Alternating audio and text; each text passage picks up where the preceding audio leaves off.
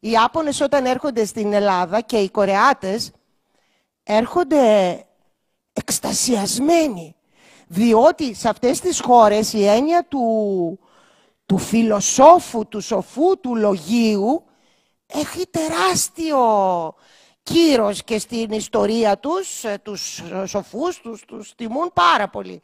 Είχε κυλήσει η ανθρωπότητα χωρίς επαφή της μιας πλευράς του κόσμου με την άλλη, αλλά τα τελευταία 200 χρόνια και φυσικά όσο πλησιάζουμε στο τώρα, μαθαίνει ο ένας για τον άλλον.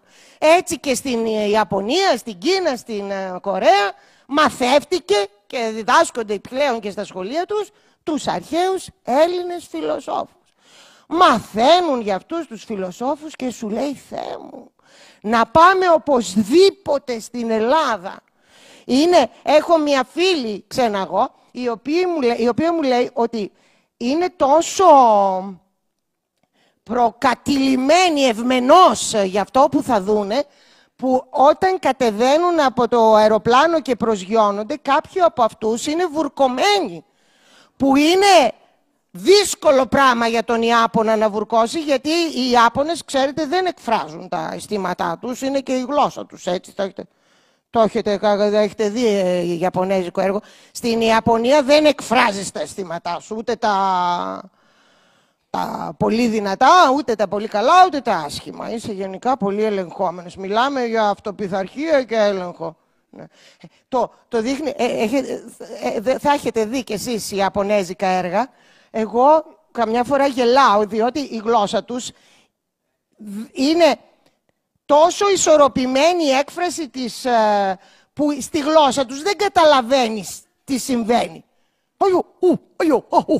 Λοιπόν, βλέπεις τώρα κάτι συμβαίνει, είναι ένας άντρας και μια γυναίκα, λέει ο άντρας στη γυναίκα και εσύ νομίζεις, έτσι όπως της είπε, ότι αύριο θα σε σφάξω. Και από κάτω γράφει, αγάπη μου, το φουστανάκι σου πάει πολύ. Μυστητή μου κύριε, πού βγαίνει αυτό το αγάπη μου, σου πάει πολύ το φουστανάκι, και ο άλλος έχει πει Θέλω να σας πω, εκεί έχουμε άλλη κλίμακα, τέλος πάντων. Είναι οι Ιάπωνες, ρε παιδί μου, ο κάθε λαός έχει. Αυτοί τώρα οι άνθρωποι, έχοντας αυτή την εσωτερική τους πειθαρχία και τα λοιπά, και το ζεν και όλα αυτά, και το λατρεία για τη χώρα τους και την καθαριότητα, οι άνθρωποι που έχουν πάει στην Ιαπωνία λένε ότι πάνω στις σκουπιδοτενεκέδες μπορείς να φας. Αστράφτουνε, δηλαδή τέτοιο πράγμα. Λοιπόν, κατεβαίνουν αυτοί οι φουκαράδες στην Ελλάδα φτιαγμένοι. Τελείως. Και όπως λένε οι ξεναγοί, είναι τόσο συγκινημένοι και καλοπροαίρετοι που αργούνε να δούνε.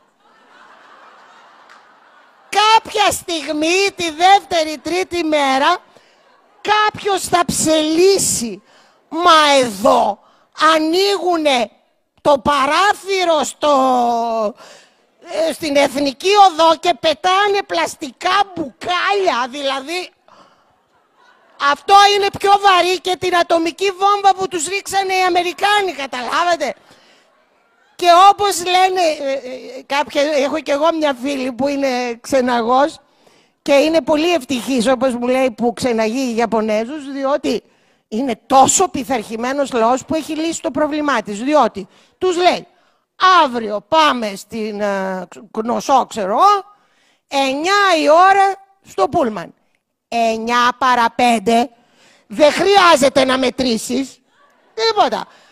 Φεύγεις, διότι δεν υπάρχει περίπτωση ο Ιαπωνέζος να μην είναι εκεί από τις 9 παρατέταρτο.